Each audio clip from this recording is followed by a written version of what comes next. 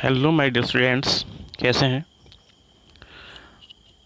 तो आपका क्लास 8 का फर्स्ट चैप्टर रिसोर्सेस कंप्लीट हो चुका है। तो आज हम करेंगे उसके जो एक्सरसाइज के क्वेश्चंस हैं उनके answers.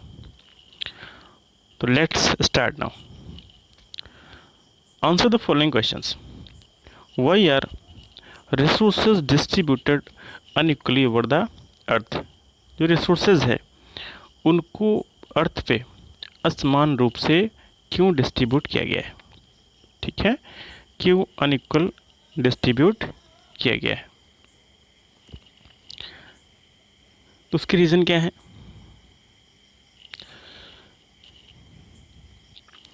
The distribution of resources depends upon number of physical factors like terrain, climate and altitudes. ठीक है, जो रिसोर्सेज हैं उनकी डिस्ट्रीब्यूशन के लिए कौन से कारक जिम्मेदार हैं, वहाँ के फिजिकल फैक्टर्स कैसे हैं, टेरेन कैसा है, क्लाइमेट कैसा है। Since these factors differ so much over the earth, the distribution of resources is unequal. ठीक है, तो जो ये रिसोर्सेज है ये हमारी पृथ्वी पे डिफर है, ये फैक्टर हैं, डिफर है, भिन्न है, इसीलिए जो रिसोर्सेज का डिस्ट्रीब्यूशन है वो भी अनइक्वल है, असमान है। ठीक है, आपने देखा होगा पृथ्वी का भूभाग कहीं ऊंचा है, कहीं नीचा है, कहीं पहाड़ है। ठीक है, इसीलिए रिसोर्सेज भी अनइक्वली डिस्ट्रीब्यूटेड है। Next question is what is resource conservation. Resource conservation क्या है। What is resource conservation.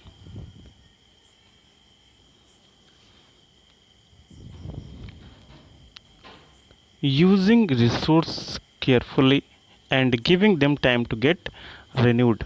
हमें क्या करना है, रिसोर्सेज को सावधानी पूर्वक यूज करना है और उनको इतना टाइम देना है कि वो क्या हो जाए, रिन्यूड हो जाए। ये क्या कहलाता है, रिसोर्स कंजर्वेशन कहलाता है।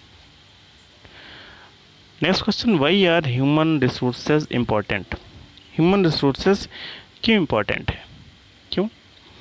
पीपल आर ह्यूमन रिसोर्सेज, जो पीपल है वो क्या है, ह्यूमन रिसोर्स है।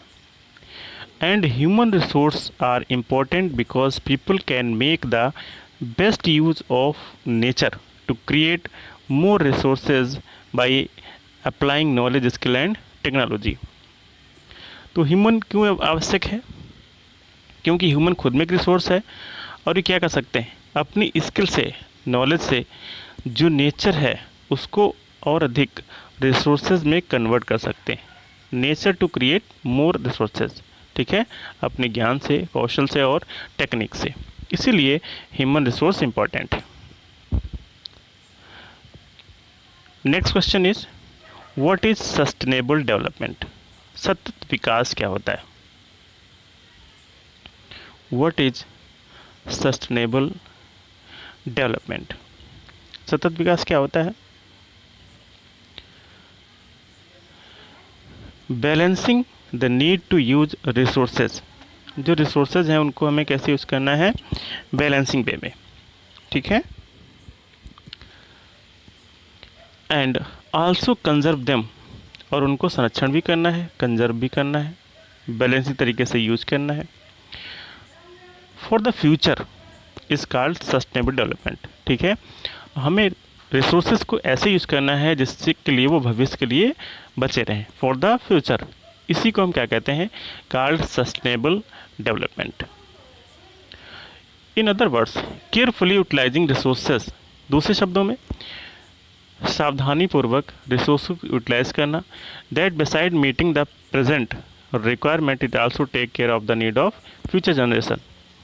ठीक है, तो हमें जो वर्तमान समय में रिसोर्सेज मिले हैं उनको ऐसे यूज़ करना है कि हमारी जो वर्तमान ज़रूरतें हैं, प्रेजेंट टाइम में नीड्स हैं, वो भी पूरी होती रहें और भविष्य में आने वाली जो पीढ़ी है, जनरेशन है, उनकी भी ज़रूरतें पूरी होती रहें। ठीक है, नीचे कुछ क्वेश्चन आंसर्स दिए हैं, tick the correct. Which one of the following does not make substance a resource. इनमें से कौन सी चीज़ किसी भी तत्व को रिसोर्स नहीं बनाती। विच one of the following does not make a substance a resource. ठीक है, उसकी वैल्यू या क्वांटिटी, तो इसमें इसका आंसर है quantity. Which one of the following is the human made resource. इनमें से ह्यूमन मेड रिसोर्स कौन सा है? You can see medicine to treat cancer, spring water, tropical forest. तो ये सारे क्या हैं? नेचुरल रिसोर्सेज हैं, ट्रॉपिकल फॉरेस्ट और स्प्रिंग वाटर। ठीक है, तो राइट आंसर क्या है? Medicine to treat cancer. वे मेडिसिन जो कैंसर का ट्रीटमेंट करती हैं उसको किसने बनाया है? ह्यूमन ने। Biotic resources are derived from living things, made by human being या derived from non living things। तो बायोटिक का मतलब होता है जैविक, जिसमें जीवन होता है। तो इसका सिंपल सा मतलब हो गया derived from living things। इनको कहाँ से ले गया है? सजीव वस्तुओं से। ठीक है, नेक्स्ट है क्वेश्चन है डिफरेंशिएट बिटवीन द फॉलोइंग। निम्नलिखित को डिफरेंशिएट कीजिए, उनमें अंतर बताइए। तो फर्स्ट है potential and actual resources, and second है अबिक्विटस एंड लोकलाइज्ड। ठीक है, तो पहले हम जानते हैं potential resources and actual resources.